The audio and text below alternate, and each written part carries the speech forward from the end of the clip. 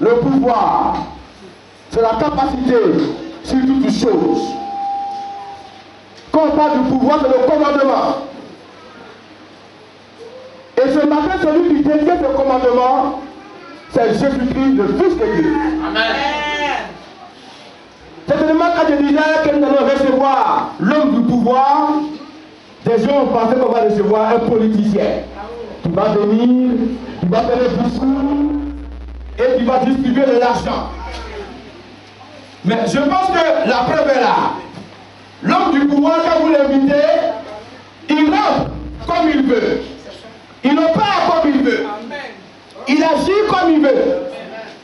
Et comme vous avez été près de l'accueillir, il est descendu au milieu de vous pour dire, je suis présent.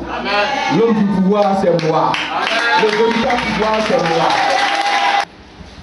Je connais monsieur, quand vous faites des palabres et tout ça, quand il t'envoie un seul coup de tête, tu es par terre. Et quand les gens arrivent là, on dirait qu'il a pris un marteau pour taper son visage là, pas comme ça. Tout est enflé. Pour tout le fait qu'il t'a donné là, tout est enflé. En fait, c'est pas lui, c'est les hommes qui vont faire avec lui. Et lui aussi, il est tout le temps à la police.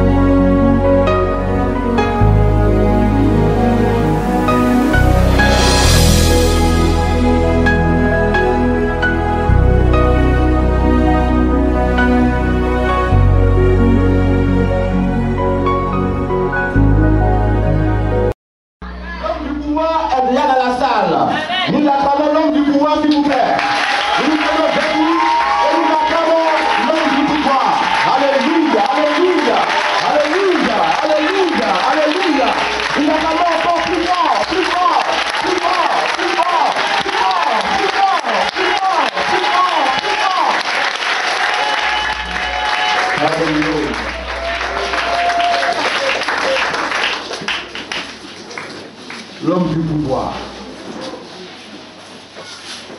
Ça veut dire que nous allons recevoir la visite de l'homme du pouvoir. Et quand je dis nous recevons la visite de l'homme du pouvoir, ce n'est pas l'homme du pouvoir du régime qui nous gère, qui gère le pays. Mais le véritable pouvoir est entre les mains de Jésus-Christ. Alléluia. Alléluia. Dans sa parole lui-même, il a confirmé cela.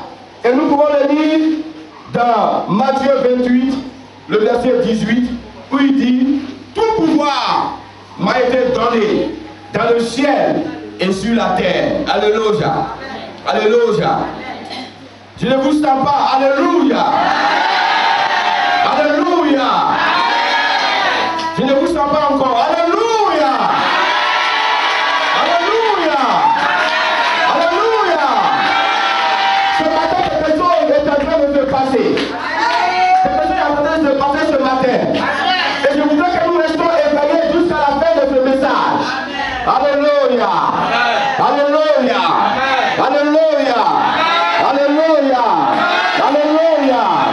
Alléluia. Alléluia. Alléluia. Alléluia. Alléluia. Alléluia. Le pouvoir, c'est la capacité sur toutes choses. Quand on parle du pouvoir, c'est le commandement. Et ce matin, celui qui détient ce commandement, c'est Jésus-Christ, le Fils de Dieu. Amen. C'est tellement quand je disais que nous allons recevoir l'homme du pouvoir, des gens ont pensé qu'on va recevoir un politicien qui va venir, qui va faire un discours et qui va distribuer de l'argent. Mais je pense que la preuve est là. L'homme du pouvoir, quand vous l'invitez, il veut. Il opère comme il veut. Il agit comme il veut. Et comme vous avez été près de l'accueillir, il est descendu au milieu de vous pour dire, je suis présent. L'homme du pouvoir, c'est moi. Le véritable pouvoir, c'est moi. Alléluia. Alléluia.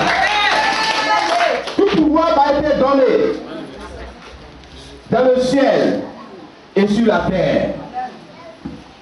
Effectivement, c'est Jésus-Christ qui détient le véritable pouvoir. J'ai lu un passage qui m'a marqué dans la parole de Dieu.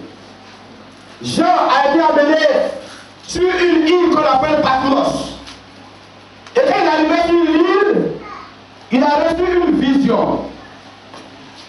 Et dans sa vision, il a vu un homme, ou bien il a vu quelqu'un qui était assis sur un trône et qui avait dans sa main un livre. Amen. Amen. Donc dans sa vision, le livre était fermé. Amen. Le livre était fermé. Et non seulement il était fermé, mais la Bible dit, il était attaché aussi. Il y avait 7 sceaux qui fermaient le livre. Et le livre avait un contenu que le monde avait besoin de savoir, de connaître. Mais il fallait quelqu'un qui soit capable d'ouvrir le livre. Et la Bible nous dit qu'il y a eu un ange qui a crié d'une voix forte sur la terre et dans le ciel, qui est capable d'ouvrir ce livre-là pour en tirer la connaissance qui est à l'intérieur. Qui est capable? Et celui qui faisait la vision s'appelait Jean. Donc, Jean dit, il regarde dans le ciel, il n'y a personne pour venir prendre le livre, pour enlever les sceaux et pour l'ouvrir, pour lire. Il n'y a personne. Il regarde également sur la terre des hommes. Il n'y a personne qui soit capable de venir prendre le livre de la main de celui qui est assis sur le trône et puis de détacher le livre et de l'ouvrir. Il n'y avait personne. Alléluia. Et Jean dit, il a commencé à pleurer. Il a commencé à pleurer parce qu'il n'y a personne qui soit capable de prendre le livre, de le détacher si vous voulez, et de le lire. Il n'y avait personne. Et c'est à ce moment-là, dis c'est à ce moment-là, c'est à ce moment-là, quelque chose va se passer. Il a dit, le lion de la tribu de Juda. Alléluia! Alléluia! Alléluia! Le lion de la tribu de Juda va s'avancer. Et c'est lui qui a été trouvé capable de prendre le livre afin de le détacher et de le lire. Alléluia! Alléluia! Alléluia! Alors que sur la terre, il n'y avait personne. Dans le ciel, il n'y avait personne. Mais c'est lui seul à qui le pouvoir a été donné. De pouvoir ouvrir le livre, de pouvoir le lire. Et ce matin, tu es dans la salle. Tu n'es pas venu comme ça, comme par, disons, enchantement. Tu es venu parce que tu es venu rencontrer celui qui a le pouvoir, Jésus-Christ. Celui qui est capable de délier ta vie. Alléluia. Depuis des années, ta vie est attachée. Depuis des mois, ta vie est attachée. Depuis des semaines, ta vie est attachée. Et tu ne sais pas ce qui se passe à l'intérieur de ta vie. Tu es complètement perdu. Tu ne comprends pas ce qui t'arrive. Mais la Bible dit, le lion de la tribu de Juda a vaincu. Il a vaincu et il a été rendu capable. C'est lui qui peut prendre le livre. C'est lui qui peut prendre ta vie ce matin. C'est lui qui peut ce matin te détacher et lire dans ta vie. Alléluia. Alléluia. Alléluia. Alléluia. Il est capable ce matin de lire ta vie. Il est capable de lire ton passé. Il est capable de lire ton présent. Il est capable de lire ton futur. Que le nom de Dieu soit béni. Alléluia. Christ est capable de le faire.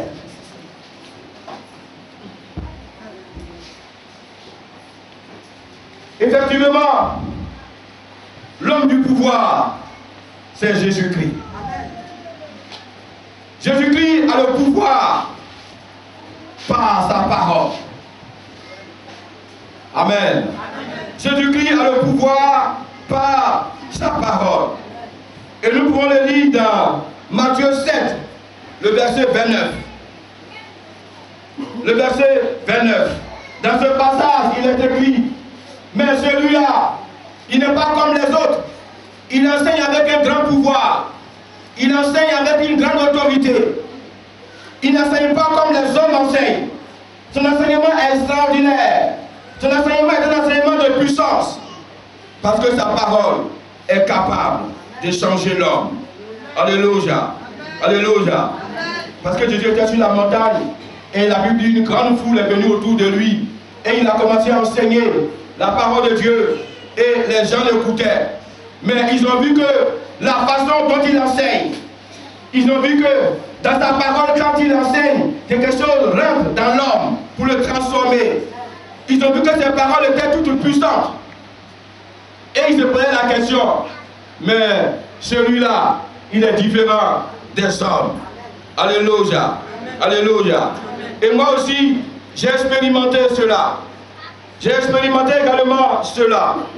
Et je vois qu'un jour, j'étais dans une maison où je venais d'arriver. Et j'avais un homme qui avait une vie bizarre.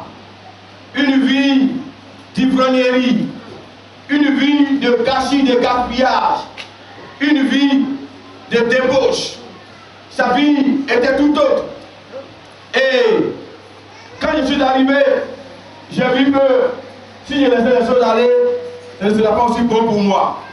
Un matin, je l'ai réveillé et je lui ai prêché l'évangile. Parce que ce que j'ai vu m'a touché. J'étais à la maison vers 19 h et des femmes sont venues dans un véhicule. Quand elles sont arrivées, le chauffeur a garé et des femmes sont sorties et elles ont transporté quelqu'un comme ça. Elles sont venues, j'étais devant la porte assis et elles l'ont jeté. Et elles m'ont dit, petit, bonsoir, voilà ton papa. Elles sont allées dans la voiture et elles sont parties. C'est-à-dire, sa vie était prise en otage par les femmes du dehors.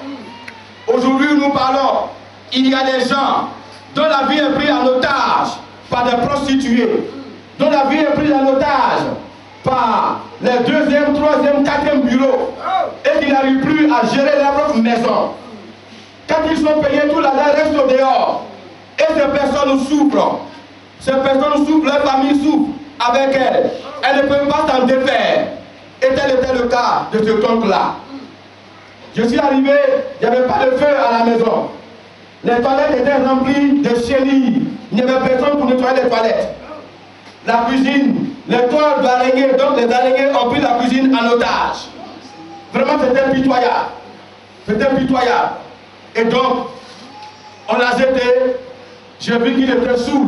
Je ne pouvais rien lui dire. Le lendemain, très tôt le matin, il dit, papa, je vais te parler. Il dit, ah bon? Toi, tu viens d'arriver hier déjà, tu veux me parler? Je ne te connais même pas. J'étais son neveu. Donc, je me suis expliqué pour me présenter.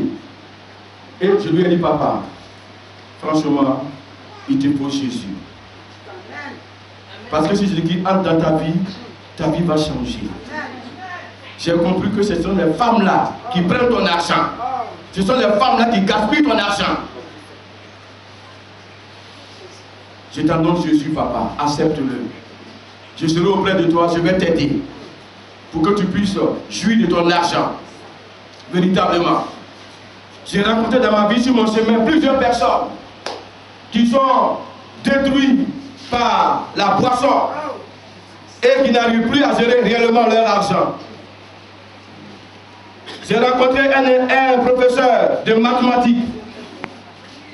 Souvent même, il va à l'école, dans ta classe tout ivre. Pendant que ces élèves le voient au tableau, lui, il est là, il danse. Il pointe la craie sur le tableau, il recule un peu, Après, il avance, il écrit, il fait des gestes, et toute la classe est debout. Ça crie son nom. Wow, wow, on crie son nom, on crie son nom. Finalement, les éducateurs sont venus le prendre pour pouvoir l'amener à la maison. Sa vie est détruite. Avant que le mois finisse, son argent est déjà fini. Beaucoup de personnes aujourd'hui sont dans ces attitudes-là. Mais c'est la parole de Dieu qui peut avoir un effet sur leur vie. J'ai prêché l'évangile à mon oncle. Et mon oncle a accepté Jésus-Christ. Heureusement, on attendait encore vers la fin du mois. Cette fois-ci, il m'a dit, mon fils, qui t'a appris cette parole? Qui te l'a donné? Toi, petit frère, tu me donnes conseil? C'est vrai ce que tu as dit, je vais accepter. Et cet oncle-là, il a accepté. Quand le mois était arrivé, à sa fin, il m'a dit, viens avec moi. Et nous sommes allés à la banque. Il a retiré l'argent. Il m'a donné tout son salaire. Il m'a dit, bon, donne-moi un peu, je vais mettre dans ma poche. Pour pouvoir un peu sortir.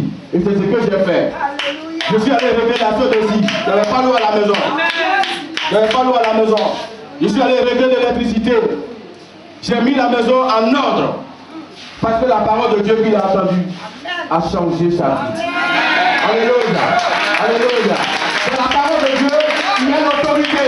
Et c'est la seule différence entre cette religion chrétienne et les autres religions. Parce que la parole de Jésus-Christ, elle est vie, elle est esprit. Quand elle rentre dans la vie de quelqu'un, elle le transforme et elle le change. Alléluia. C'est ce qui s'est passé chez cet homme-là. Et vraiment, c'est intéressant. Un jour, dans une ville, il y avait un homme de Dieu. Ce n'était pas moi en tout cas. Mais c'est un homme de Dieu aussi, rempli de la parole de Dieu, qui prêche la parole de Dieu comme il se doit, qui ne la dénature pas, il ne la falsifie pas, il ne la transforme pas, il ne la change pas pour ses propres intérêts. Mais il dit ce que la parole de Dieu enseigne. Et il a préparé son message qu'il devait prêcher le dimanche. Dans la nuit du samedi au dimanche, dans la ville, il s'est passé un événement. Or, Dieu l'avait déjà montré ces choses et il a préparé un message là-dessus. Entre-temps, il y avait un grand homme de la ville qui était dans ce scandale. Il n'aimait pas les prédications de l'homme de Dieu. Et il a décidé de le tuer. Il a chargé son pistolet. Après, il s'est dit, bon, je vais le tuer, mais pour qu'il meure d'une belle mort, il est mieux que je le tue dans sa propre église. Donc, il s'est déplacé et il est venu à l'église. Il a assis quelque part, derrière. Et pendant que le message était en train de passer, la parole de Dieu rentrait son cœur, pénétrait son cœur, décrivait ses nombreux péchés, décrivait ses scandales, sans le nommer. Tout d'un coup, toute l'église n'a rien compris. Dans le fond de la salle, quelqu'un a éclaté en sanglots. Quelqu'un a commencé à pleurer à haute voix. Parce que la parole de Dieu a pénétré sa vie. Il est venu là devant l'estrade, pendant que le pasteur était un peu en hauteur. Il s'est mis à genoux sous l'estrade. Il a commencé à pleurer. Et il a fait sortir son revolver. Il a dit, pasteur, je devais te tuer. Je devais te tuer, mais la parole de Dieu m'a vaincu, m'a vaincu, m'a vaincu. Le nom de Jésus, le nom de Jésus. Il a devant son pistolet là. Et il a commencé à pleurer. Les gens disaient, cet homme enseigne comme ayant autorité. Il n'est pas un homme simple. Sa parole de moi n'est pas une parole simple. Quand elle sort, elle touche les cœurs. Elle convainc les vies. Elle dit réellement ce que les gens sont. Alléluia. Dans une église où j'étais, Dieu m'a communiqué sa parole. Et j'ai commencé à la prêcher, à la prêcher, à la prêcher. Pendant que je la prêchais, dans la salle, il y avait quelqu'un qui était assis. Ce jour-là, il est venu pour tenter Dieu. Il est venu pour tenter le pasteur. Il est venu pour voir si ces hommes de Dieu avaient réellement Dieu avec eux et s'ils avaient la parole de Dieu avec eux. Pendant qu'il était en train de faire ces choses-là, j'étais sur la chaise et je disais, Dieu m'inspire ce matin, dans sa parole, par sa parole. Il y a quelqu'un qui est dans la salle. Il y a quelqu'un qui porte un fétiche sur lui. Il y a quelqu'un qui veut tenter Dieu et ses serviteurs. puis j'ai marqué un pas, et puis je dis, je descends maintenant pour le démasquer. Il y avait un escalier là. Donc quand j'ai mis mon pied sur le premier stade, il a pensé une femme qui était à côté de lui a dit, c'est de moi qu'il s'agit. Va dire au pasteur rapidement, il ne voulait pas qu'il arrive ici. C'est de moi qu'il s'agit. Cette parole qui a annoncé s'adresse à moi. Dieu m'a vraiment vu. Et quand il a confessé cela, un instant après, j'ai dit, ça ne vaut plus la peine, mais je sais que la personne est dans la salle. Alléluia. Alléluia. Et c'est après le culte, elle est venue se confesser pour dire, pasteur, effectivement, c'est moi. Quand j'étais en train de prêcher, j'ai montré, j'ai tiré de mon pantalon, mon petit était dans ma chaussette. Donc la femme qui est à côté, elle m'a vu. C'est de moi qu'il s'agit. Bien aimé, la parole de Dieu est une puissance. Tu es là ce matin. Elle s'adresse à toi. Si tu es dans des situations, alors remets-toi en cause rapidement. Crois dans cette parole. Elle est capable de transformer ta vie. Si nous parlons de témoignages, nous ne quitterons pas ici ce matin. Donc, le pouvoir de Christ est dans sa parole. Deuxièmement, ce qu'il faut savoir, c'est que le pouvoir de Christ également est dans le pardon des péchés. Alléluia. Alléluia. Un homme ne peut pas vous pardonner vos péchés. Moi qui vous parle, je ne peux pas pardonner vos péchés. Vous pouvez venir vous confesser. Tout ce que je peux faire, c'est de m'adresser à Dieu, à Christ, pour vous pardonner. Celui qui pardonne les péchés, c'est Jésus-Christ. La Bible nous dit un jour, il y avait quelqu'un qui était malade. Il était paralytique. Il n'arrivait pas à marcher. Et dans la ville où il était, Jésus devait passer par là. Et il avait des amis qui l'aimaient beaucoup. Il a dit à ses amis, j'ai appris que Jésus-Christ est dans la ville. Je vous demande pardon. Prenez-moi, soulevez-moi et amenez-moi vers Jésus. Alléluia. Alléluia. Est-ce qu'il vous arrive souvent quand nos amis sont malades? Je les conduis vers Jésus. Il y a des gens qui sont dans la salle ce matin. Tout ce qu'ils peuvent faire, c'est de venir dire, pasteur, mon voisin était malade, il est mort. Il ne pouvait pas venir ce matin à l'église, on va préparer pour ses funérailles. Mais quand il était malade, qu'est-ce que tu as fait? Est-ce que comme cet homme, tu l'as transporté pour l'envoyer vers Jésus? Parce que Jésus est capable de guérir, il est capable de faire toutes choses. Est-ce que souvent, nous amenons les gens vers Jésus? Alléluia. Alléluia. Donc, ils l'ont pris, et ils l'ont pris, c'est comme les lits picots là. Ils l'ont mis dessus, et ils sont allés à la recherche de Jésus. Quand ils partaient, Jésus priait dans une maison. Donc, il ne pouvait pas, la maison était encerclée, il y avait du monde. Comment faire pour rencontrer Jésus? Il était à l'intérieur. La Bible dit, tellement que leur foi est grande. Ils ont cherché une échelle. Et ils sont montés sur le toit avec leurs malades. Alléluia. C'est extraordinaire ça. Alléluia. Alléluia. On a vu combien de fois ils sont décidés à obtenir la guérison pour leurs malades. Ils sont passés par le toit. Ce n'est pas fini.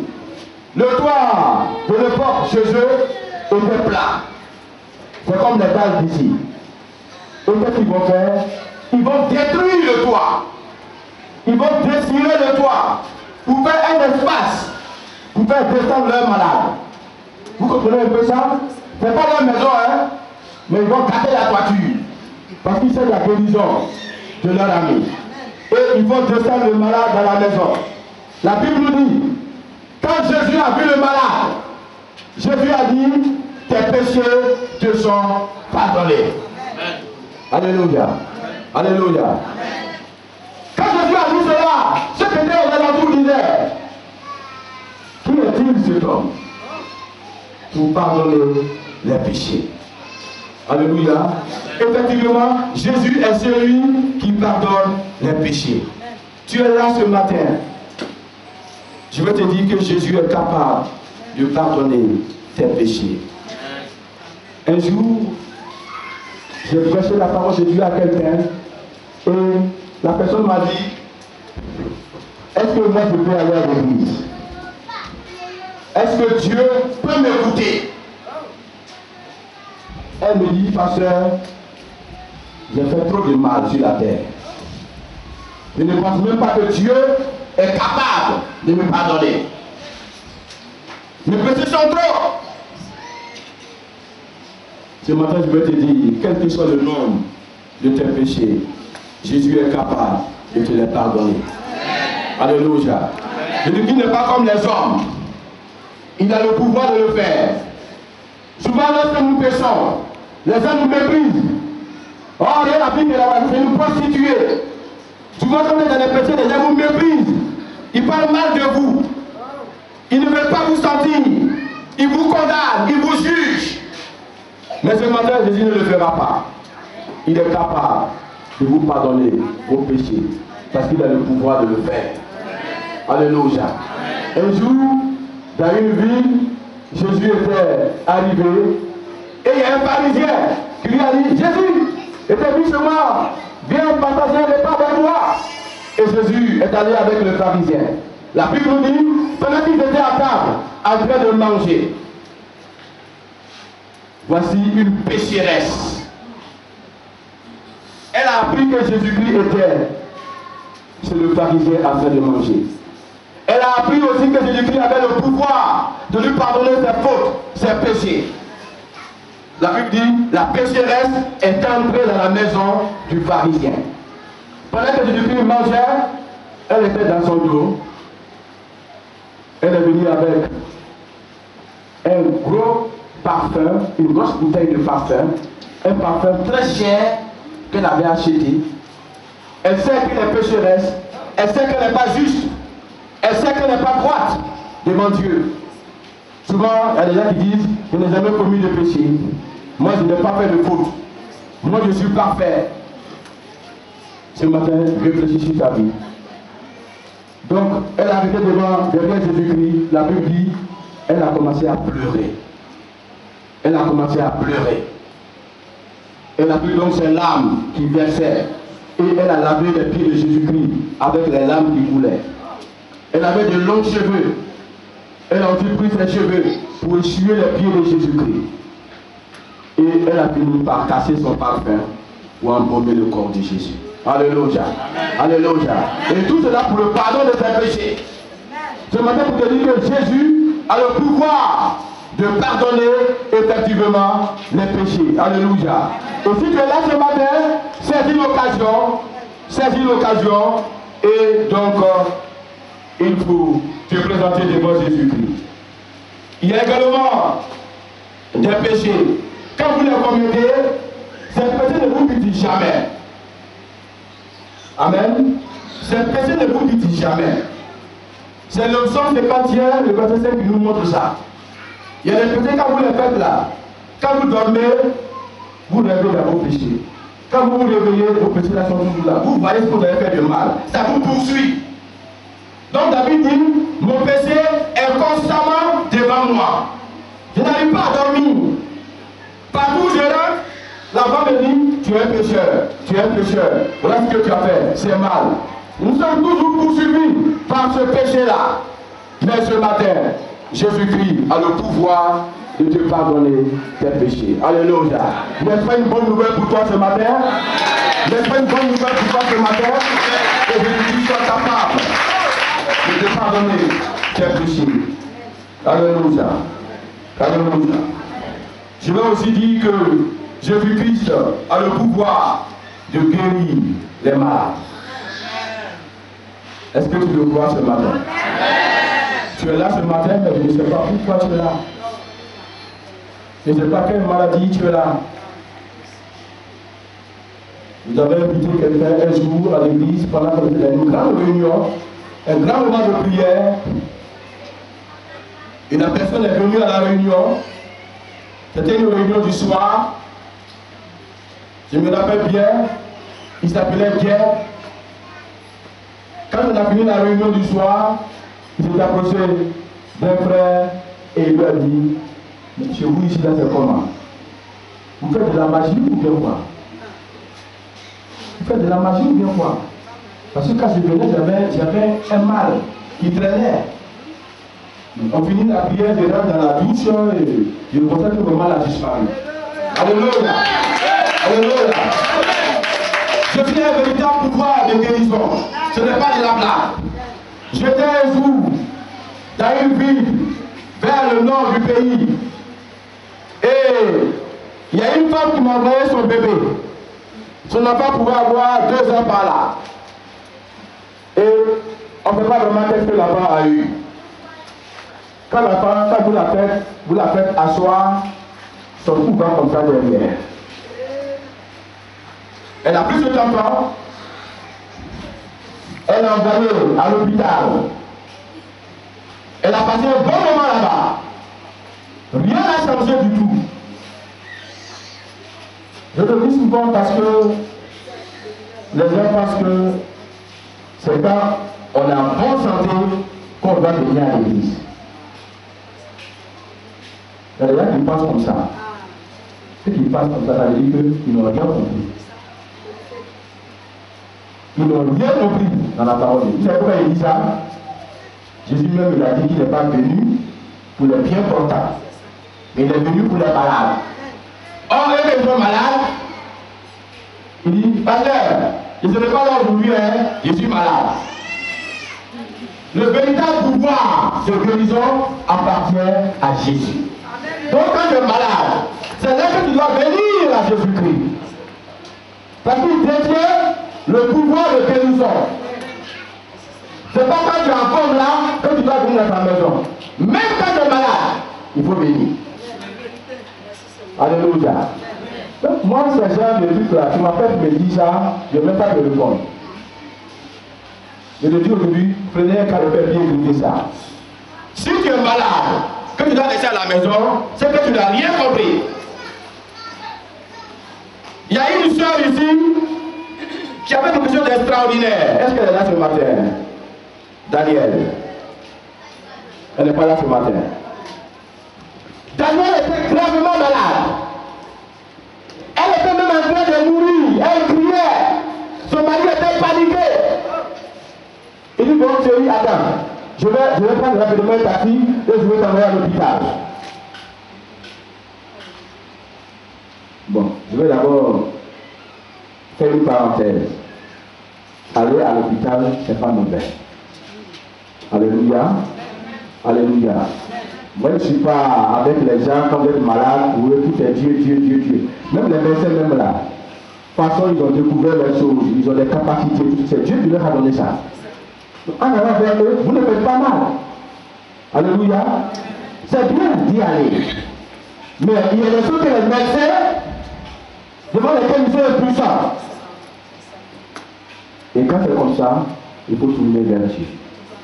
Et même quand tu vas à l'hôpital, prie pour que Dieu visite le médecin, que ce qu'il va prescrire là, ça puisse s'arranger. Mais beaucoup sont allés à l'hôpital, le médecin a écrit, ils ont pris comprimé, ils ont fait tout, ça n'a pas marché. Vous comprenez? Donc je vous fais pas la tête là pour que vous compreniez, pour dire, bon, je suis malade, c'est vrai, je dois aller à l'hôpital. Vous comprenez? Mais dans le cas de Daniel, elle a eu une foi terrible. Quand son mari a dit, allez à l'hôpital, elle a dit, toute mourante, elle a dit, envoie-moi à l'église. Envoie-moi à l'église. Envoie-moi à l'église. Le pasteur va prier pour moi. Je vais venir. Envoie-moi à l'église. On l'a transporté comme on transporte un tata pour venir la mettre ici. Après la prière, c'est comme si elle n'avait rien eu au départ. Jésus a le véritable pouvoir de guérison. Et il donne ça à ses serviteurs. Dans certains cas, ils interviennent et Dieu opère. Alléluia. Moi-même qui vous prêche l'évangile ce matin, je me demande bien s'il y a quelqu'un qui a été malade d'ulcère dans sa vie, comme moi j'ai été malade. Le jour que vous venez chez moi à la maison, vous peut-être sont déjà partis là-bas. Chez moi à la maison. Il y a une photo sur laquelle j'étais en train de couper le gâteau de mariage avec mon épouse. Dans cette photo-là, j'étais mince. Mais ma femme que vous voyez dans la photo là, c'est que j'ai trop grossi. Je n'arrivais plus à manger avec mon ulcère. 3 cuillerées dans le riz ou bien dans autre chose. J'ai bu 3 cuillerées, je ne peux plus manger. Je ne pouvais plus manger. Chaque jour, je dépérissais. Et même dans la région, tout le monde priait pour moi. Ils ont tellement prié que, pour finir, ils ont dit, Dieu, c'est bon. Il faut le prendre en même temps. Et mais quand j'attendais ça, je ne suis pas content. Je souhaitais qu'il persévère dans la prière, que de dire à Dieu de me prendre. Quel médicament d'ulcère je n'ai pas pris? J'avais tous les totems. Je n'arrivais pas à dormir correctement la nuit. Quand je dors, brusquement je me réveille parce que mon ulcère commence à me brûler, à me faire mal. C'est pas venu seul. C'est venu aussi avec palpitation. Vous avez palpitation? Vous ne connaissez pas. Votre cœur fait le cœur bat vite comme ça. Et puis vos yeux commencent à tourner, vous avez des vertige. J'ai eu toutes ces choses. J'ai vécu toutes ces choses. Mais ma guérison est venue comment? Elle est venue dans la parole de Dieu. Un jour, comme j'aime lire la parole de Dieu, comme j'aime méditer, j'ai dans la chambre, je méditais. J'ai ouvert le passage, je suis tombé sur l'histoire d'Ézéchias, qui avait un ulcère et qui était malade à la mort. Par contre, je me disais que pour moi aussi c'était fini, je vais mourir. Quel médicament je n'ai pas pris? 3 petits médicaments, on me dit 15 000. Je prends un. Les médicaments tels que Tagamètre, Milite, tout ça, les phosphalugèles, on dirait lait, je prends, je bois. C'est zéro. Aujourd'hui, à Marlon, c'est tout ça. C'est zéro. Quand j'ai vu le passage là, on dit qu'il avait une ulcère et il devait mourir. Mais quand on lui a dit ça, il a tourné son visage contre le mur et il a commencé à pleurer. Et il a dit à Dieu, pense à ton enfant que je suis. Pense à tout ce que j'ai fait dans ta maison. Donc, il a commencé à faire des prières. Et quand j'ai vu ça, moi aussi j'ai commencé à pratiquer les prières d'Ézéchias. J'ai commencé à prier comme lui. Mais la Bible dit, je lui ai donné 15 ans de plus. Moi je dis à Dieu, moi je ne veux pas 15 ans de plus. Hein. Moi je veux vivre seulement jusqu'à le vieillir. J'ai commencé à prier. Je vous dis aujourd'hui, devant l'Éternel, je ne sais pas quel jour mes palpitations ont disparu. Je ne sais pas quel jour mon ulcère a disparu. Aujourd'hui on vous parle. Je ne suis plus ulcéré. Je suis guéri par Jésus-Christ. Parce qu'il détient le pouvoir de la guérison. Alléluia. Avant, mes tétons mettaient beaucoup comme ça. Hein? C'était beaucoup comme ça, mes tétons là. C'était beaucoup comme ça. Faut pas boire Coca-Cola. Faut pas boire des boissons gazeuses. Faut pas prendre orange. Faut pas prendre citron. Faut pas boire café. Faut pas manger aliments chauds. Et puis, faut pas manger piment. Mais depuis que Dieu m'a guéri là, les poussières de piment là, ça ici m'attend à la maison actuellement. J'ai fait piment avec Nyanya. J'ai fait piment avec Aki. Je fais n'importe quelle sorte de piment. Et je mange piment même bien parce que Jésus m'a guéri. Alléluia. Alléluia. Donc ce n'est pas lorsque vous êtes en bonne santé que vous devez rester à la maison. Si vous le faites, vous ne croyez pas à la puissance de Jésus-Christ. Vous ne croyez pas que Christ est capable de vous guérir. Je vous dis un jour que le Seigneur m'a surpris. Une dame est venue me rendre visite et nous avons posé sur ma terrasse. Mais vous ne savez pas ce qu'elle avait réellement. C'est après, elle m'a expliqué que, parce que dans ces derniers temps-là, quand je touche l'un de mes seins là, je sens une boule à l'intérieur. Donc, elle avait peur. Elle se trouvait peut-être face à un cancer. Elle avait peur. Et puis on a échangé. Et je lui ai dit que Jésus est capable de la guérir. Jésus est capable de la guérir. Et quand on a fini de prier, je lui ai dit, bon, attends, je vais en chambre prendre quelque chose. Mais depuis que je suis arrivé de la chambre, je suis assis là, la femme me regarde de façon bizarre. J'ai comme l'impression qu'elle ne m'a jamais vu. Je remarque qu'elle veut dire quelque chose, mais elle se retient. On a codé, tout d'un coup, elle ne pouvait pas supporter. Elle dit, pasteur, je veux te dire la vérité. Quand on a posé ici, et puis tu es dans la chambre, je ne croyais pas. Il dit, mais qu'est-ce qu'il veut bien faire? Il est un homme, il peut m'apporter quoi? Et puis une voix m'a dit, mais touche ton sein, touche. Et quand j'ai touché mon sein, pasteur, la boule a disparu. Alléluia! Alléluia! Alléluia! C'est extraordinaire! Ce que Dieu fait, c'est extraordinaire. Nous-mêmes qui justement pour faire ces choses, on est surpris. Quand Dieu même on sait qu'il a le pouvoir de guérison, mais ça nous dépasse. Je ne comprends pas. Comment un chrétien peut être malade et puis rester à la maison. Alléluia. Moi, je vais vous dire, hein, si vous êtes malade, si des gens sont malades, ils vous appellent, vous dites, je suis malade, vous ne pouvez pas venir à l'église. Dès qu'il a pas la pas pour que important. C'est pas la peine. Alléluia. Alléluia. La guérison, c'est ici. La guérison, là, c'est ici. On a rencontré un jour ici Kona est venu ici avec ses sœurs. Parce qu'il connaissait une femme qui me connaissait. Et il est venu. Et ce jour-là, il a dit, pasteur, on doit m'opérer. On n'a pas l'argent. Donc on est venu pour que tu pries. Je connais bien la dame. Parce qu'elle, j'ai eu à prier pour elle. Et Dieu l'avait donné à son temps. Donc elle prend son frère, elle l'envoie. Et il dit que, on lui a dit que ses intercessions sont attachées. Nous, on savait que Jésus-Christ, c'est lui qui a formé l'homme. Il est capable de détacher les intercessions.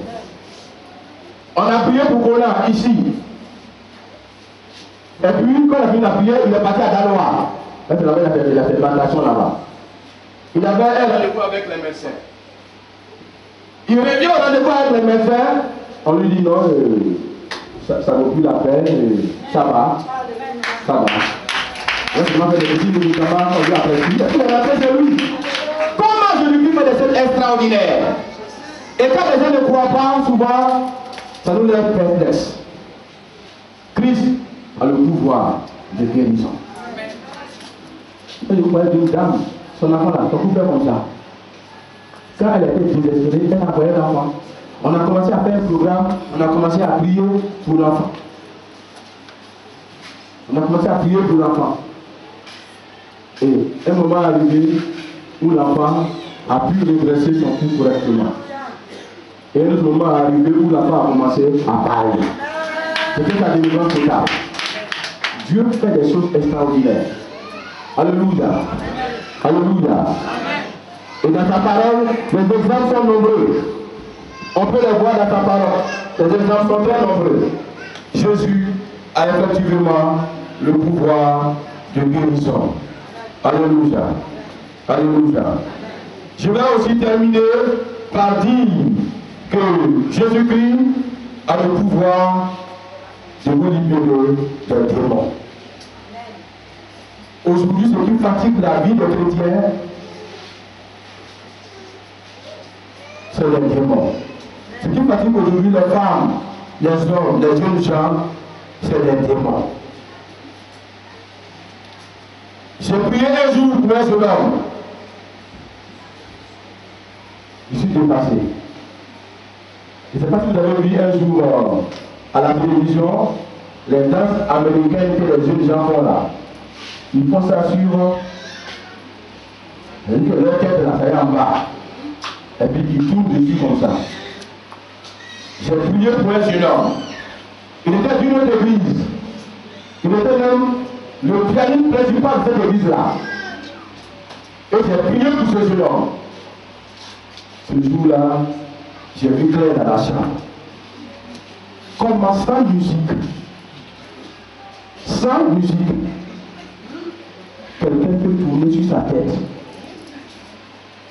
Jusqu'à pendant près de 2 à 3 minutes. Je l'ai vu. Mais c'était des esprits qui se manifestaient dans sa vie. Et le jeune homme là, il va classer une fille tout de suite là. Et puis après, pas, les fiançailles là, c'est gâté. Il va prendre encore une autre dans l'église. Ils vont aller un peu jusqu'à devant, pas, c'est gâté. Il était à ses 4e fiançailles. Lorsque je l'ai croisé. Ce qui fatigue la vie des gens, c'est les démons. Les démons de l'immoralité sexuelle, les démons de bagarre, dans lesquels souvent il y a des femmes qui frappent leur mari. Ça, le démon est dans la femme.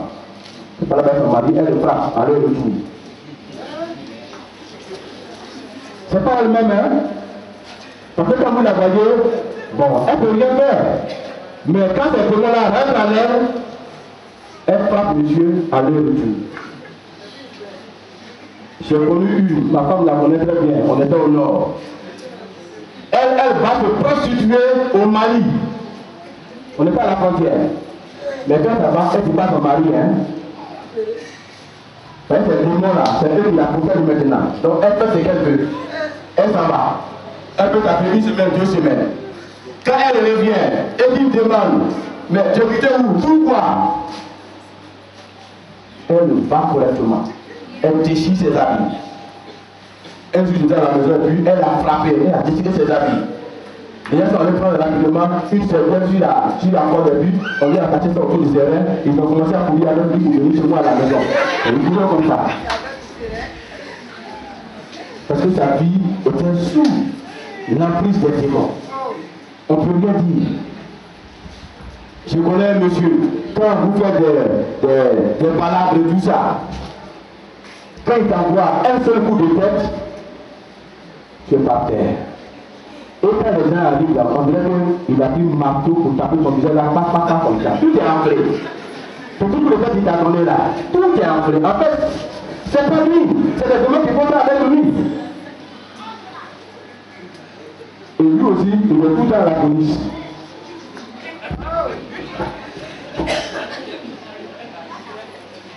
Aujourd'hui, il y a des démons qui fatiguent certaines personnes. Vous devez voter quelque part. S'il passe là, il y a longtemps c'est parti.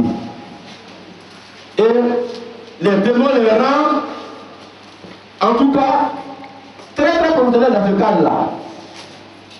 Vous avez votre argent là, c'est parti. Il y a même un pasteur qui m'a envoyé un jour son enfant et lui a dit, voilà, on m'a dit que toi tu cherches des démons, non? J'ai dit oui, il dit, bon, lui là, je ne veux plus, c'est mon enfant, il faut le prendre. Je suis fatigué. Il dit, pasteur, il y a quoi? Il dit, non, prends-le. Il me fait honte, il n'est plus mon enfant, prends-le. Il est venu jeter, c'est la réalité que je vous dis, des choses vraies. Il est venu jeter l'enfant chez moi à la maison. Ta maman pleurait, ouh, il dit, madame, calmez-vous. Quelque part, votre mari, il est désemparé. Et il va m'expliquer la dernière scène. Il dit toujours, quand il va à l'école, il s'habille avec des camarades comme ça à l'école. Il y a longtemps, si tu avais mis ton livre là, on ne sait pas comment il fait. Il y a longtemps, mon livre est parti.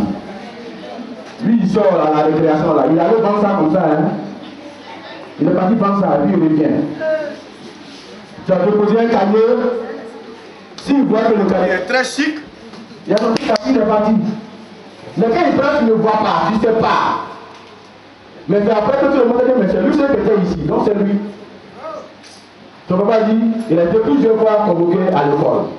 Lui, le pasteur. Mais ça lui fait honte. Donc lui, cet enfant-là, si moi j'ai tout fait et je l'ai arrangé, je vais mettre mon nom sur lui.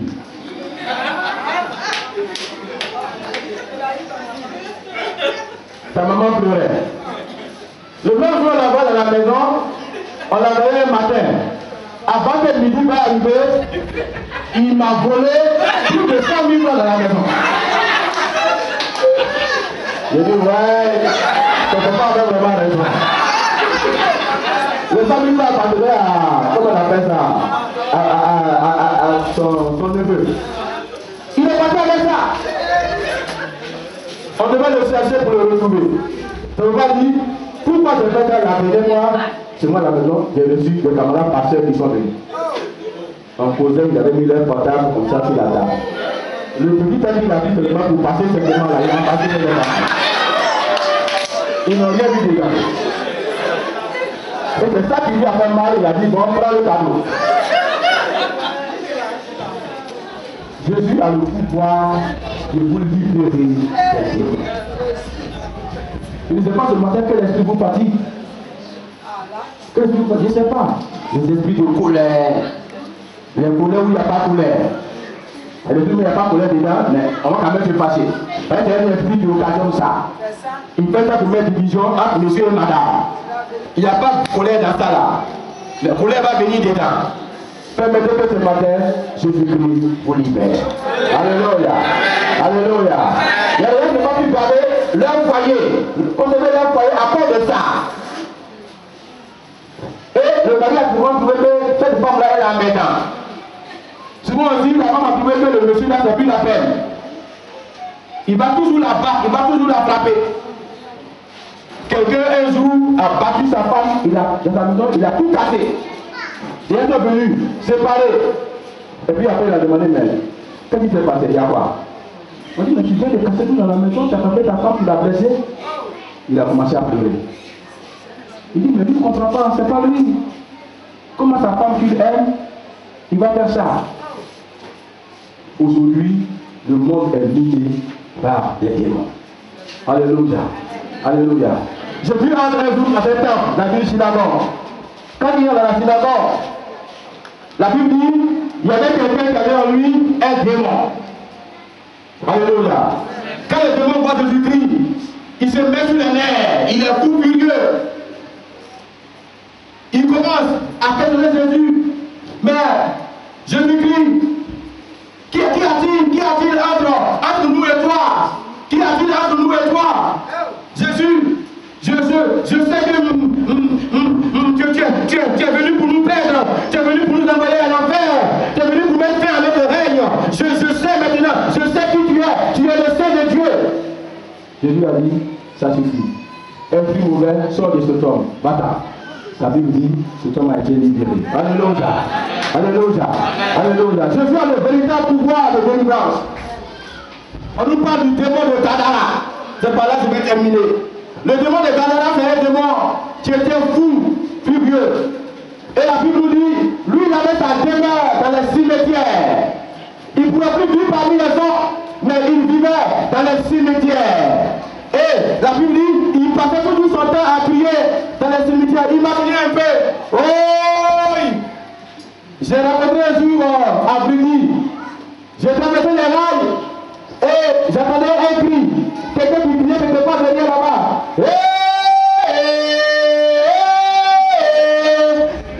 Moi, j'ai pensé que c'était un qui appelait karaté. On m'a dit c'est pas karaté, hein? C'est un fou. Donc imaginez un peu le fou de Gadara. Peut-être qu'il criait aussi comme la Bible dit.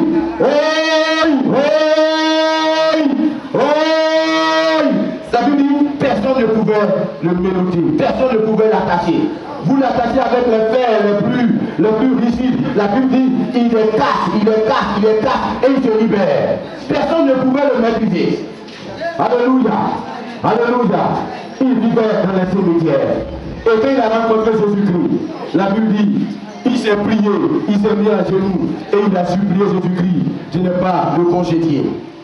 Mais le rôle de Christ, c'est qu'il a le pouvoir de libérer les vies. Tu es là ce matin.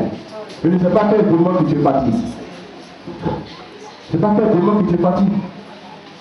Démon de mensonge, démon de vol, démon de bagarre, démon de colère, démon de prostitution, je ne sais pas. Mais Jésus est là ce matin pour te libérer. Alléluia. Alléluia. Parce que le véritable pouvoir appartient à Jésus-Christ. Il n'y a rien qui ne puisse faire ce matin. Je suis venu ce matin t'apporter la délivrance par le véritable pouvoir de celui qui le détient, Jésus-Christ de Nazareth. Même les démons reconnaissent son autorité. Si ce matin tu es venu et que tu veux que Christ te libère de toutes ces choses, il est capable de le faire. Alléluia. Alléluia. Alléluia. Est-ce que tu es coléreux? Est-ce qu'un démon t'amène à rentrer en colère? La Bible dit la colère n'accomplit pas des œuvres de l'Éternel. Alléluia. Alléluia.